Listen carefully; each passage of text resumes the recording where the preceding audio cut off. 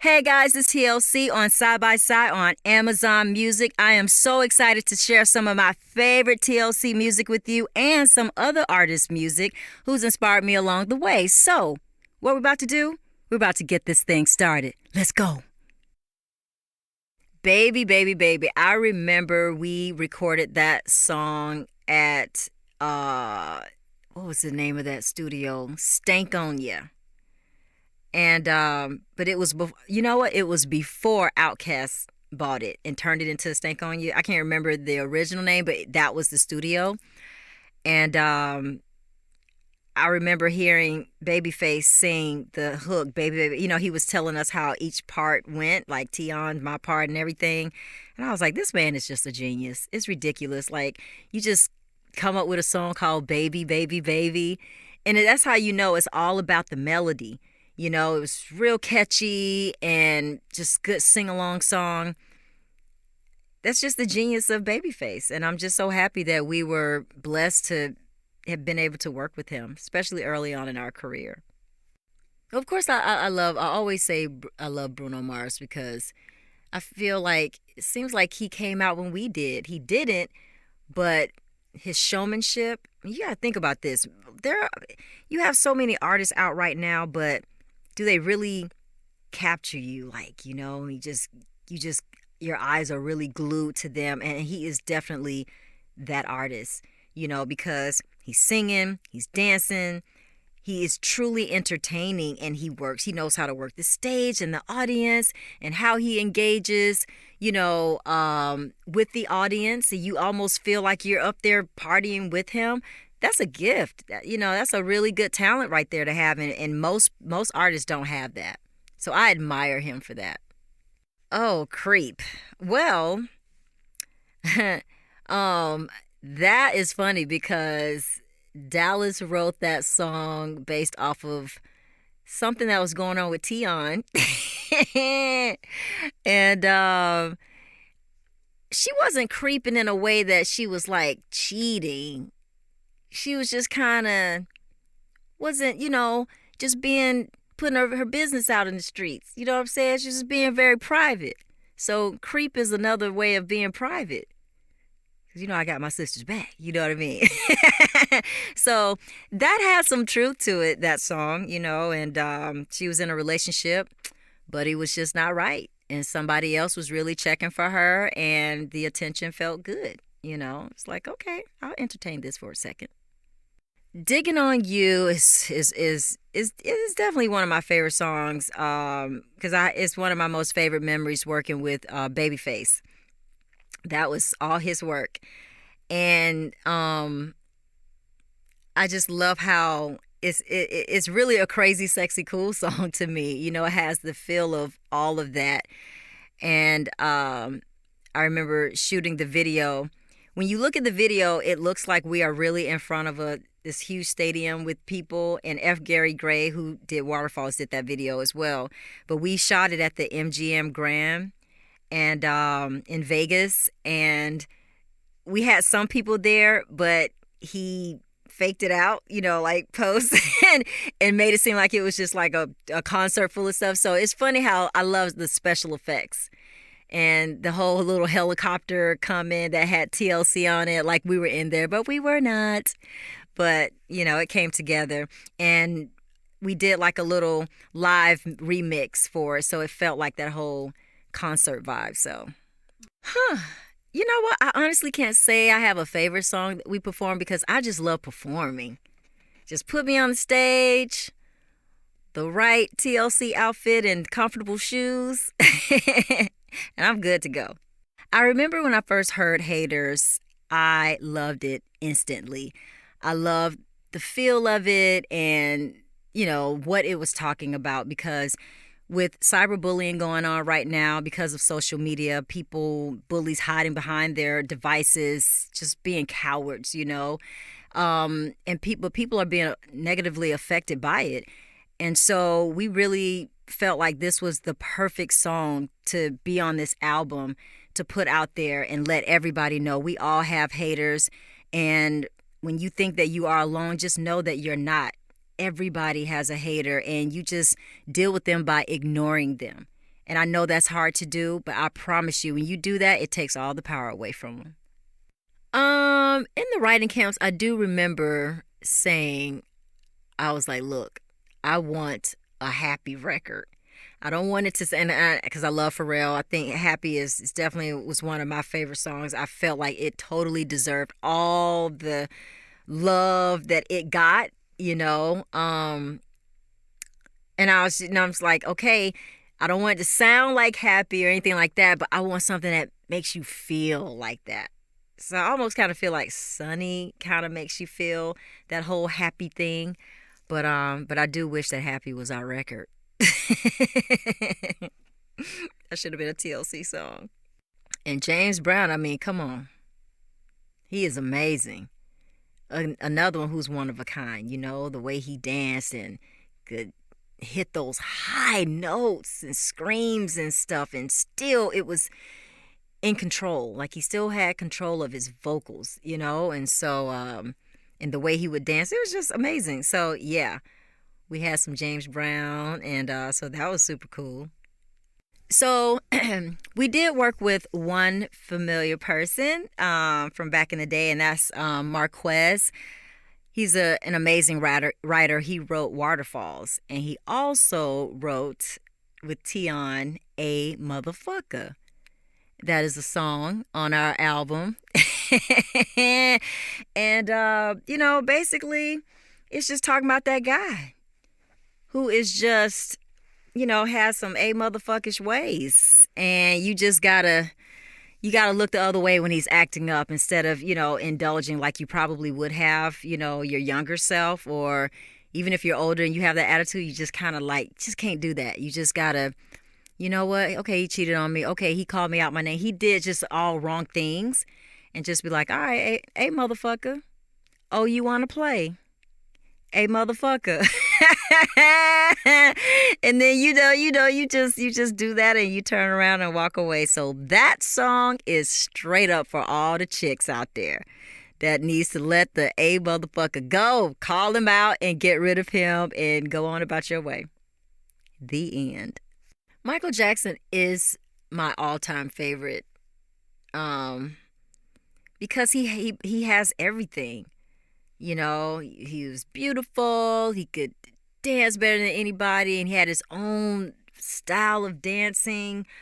And when he danced, he became the music. It was like his body was an instrument. How do you do that? You know, so I've just never seen an artist make even the hardest of men break down. Only Michael Jackson had that power. And because I remember one time he was performing, and I was sitting next to Mark Anthony. And no, so Michael Jackson was about to come on stage. And that, first of all, Mark Anthony is so funny. I don't know if people know this, but he is so hilarious. And I'm going to tell you exactly what he said to me. He clutched his little hands and turned over and looked at me and said, "Ooh, Chilli, I feel like a little bitch." I died laughing. I will never forget that as long as as long as I live, because you know, this is a grown man and he's just breaking down like, oh my God, he's about to hit the stage. And I felt just like him, but I just did not expect to hear him say that. So Michael is just, he's an amazing songwriter. That voice, you know, is just, I don't even understand that voice. And again, it sounds like instruments, and just how he, all those little sounds that he would make that nobody else did, and they just still can't do. So, you know, he was an angel, and I'm happy that God blessed us all to, you know, get to see and experience that type of talent. No introduction. Wow. I remember, because first of all, we had 2 writing camps, and so No Introduction came out of the camp that I was not even a part of because I had laryngitis. Ooh, boo, boo. Anyway, I remember hearing it, and the track alone, I was like, oh my God, oh my goodness. It just, I just started dancing immediately, and I love how, you know, we include some of our other songs, the titles of the other songs. Kind of, even though we're saying no introduction, but we're reminding you that, hey, you know these songs, so don't act like you don't know us. And so it is kind of cocky. It's probably our only cocky song we've ever done. But because I think the track is so dope and the song is it's fun still, so we felt good about that being our first cocky song. Probably our last one, too. Man, no scrubs. Let's talk about that doggone video we did with Hype Williams. Whew, that day was real stressful. I remember walking on set and seeing that ginormous swing. I said, I'm supposed to get on that? And I was thinking, like, I'm too little. How am I going to work this thing? And so I was very intimidated by the swing, you guys, at first. But I got on there and I owned it. I had to own that thing. And so it was so much fun. And then there was... when the three of us were together performing, it was like we were in this tube and it was rotating, so you couldn't stand still because you would fall. And you had to just kind of move with it, and we're falling, and Lisa's hitting us on accident, which she always used to do. She's really clumsy. She was clumsy. And so we were just, we just had a lot of fun, but we had some little bruises after that scene. So it was a really fun video, and I'm really happy the way it turned out. I love perfect girls because there are no perfect girls.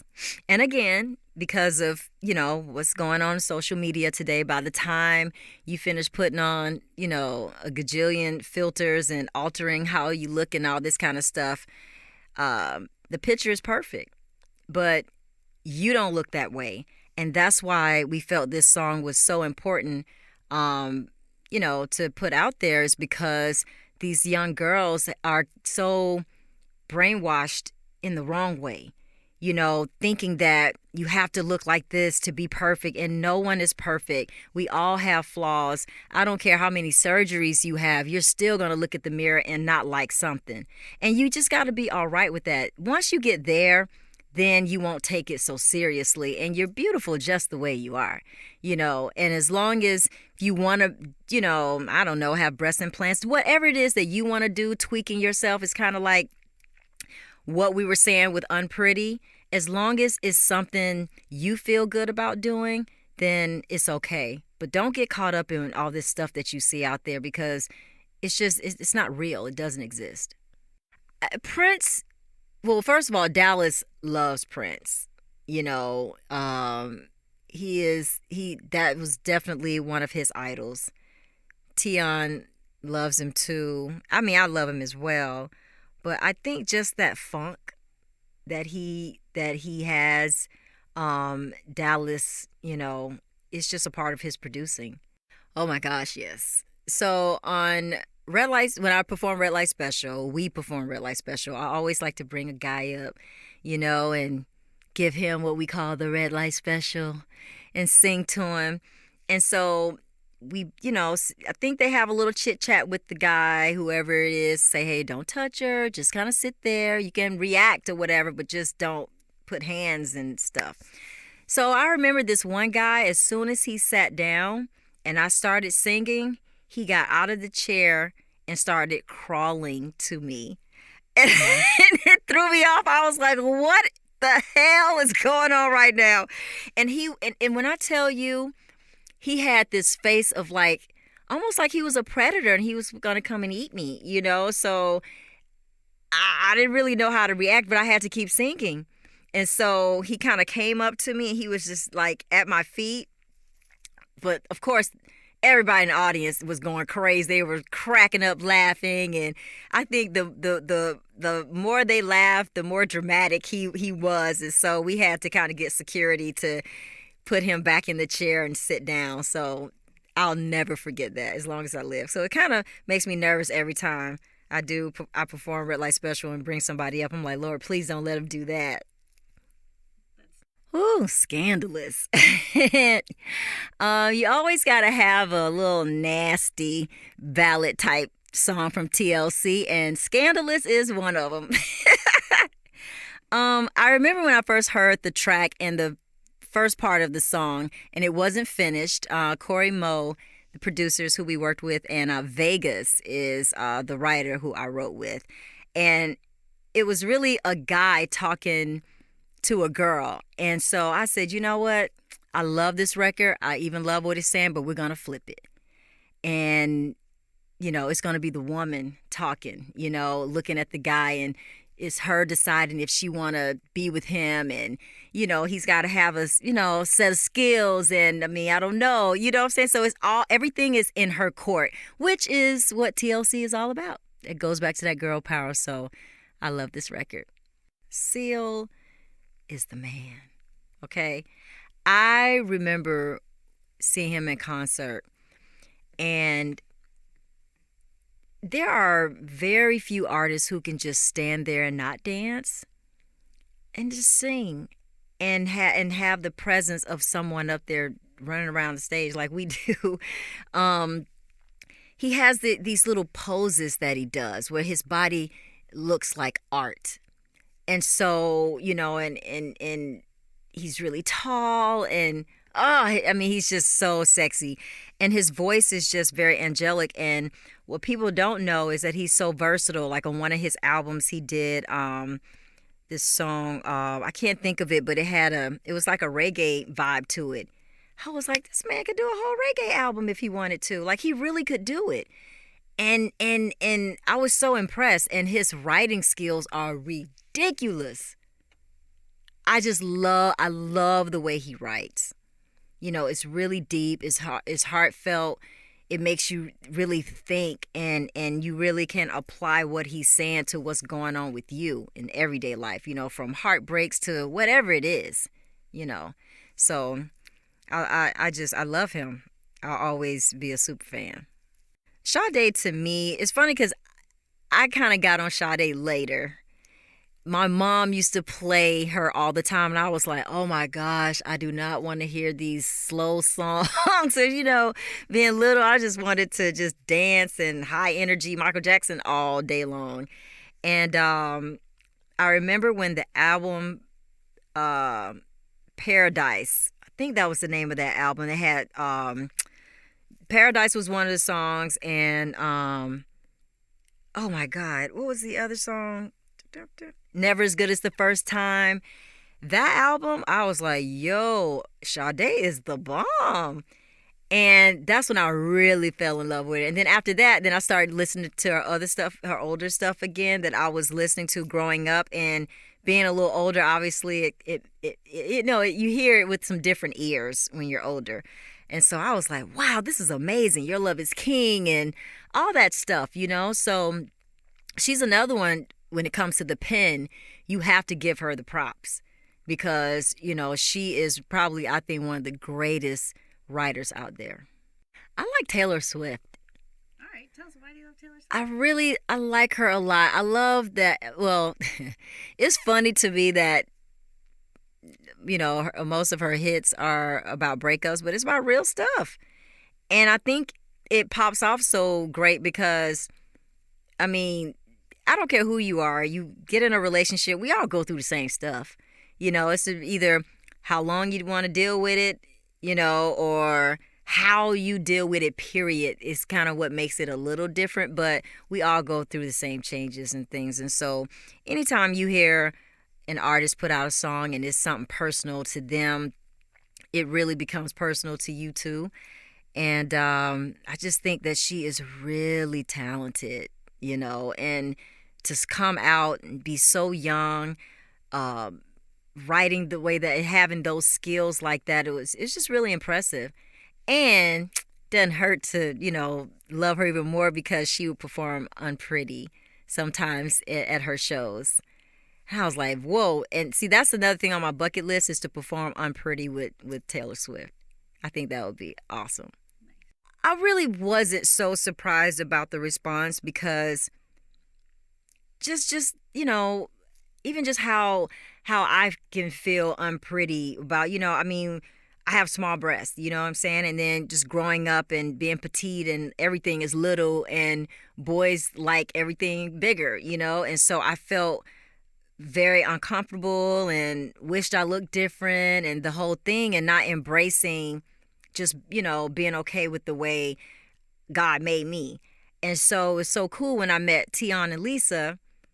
Hey, and they're A cups too. I was like, hey, this is all right. We all like the same. We're all kind of the same height. And so, some people, like the diehard TLC fans, know that TLC also stands for Tittyless Crew. And T-Boz would always look at me and point and say, and you be president, whatever. So, and the way we dance, we couldn't have the big boobs. I mean, no shade on the big boobs because they're amazing. All boobs, whatever size they are awesome. But I'm happy that I do have these little ones now because the way I dance, it would be a problem with the back and maybe, I don't know, hitting me in the face. I don't know. So, yeah. So, Unpretty was just... It's just one of those records where anybody, I don't care who you are, boy or girl, this song speaks to you. It's funny because my favorite performance of Waterfalls, maybe because I got a chance to catch my breath on that song.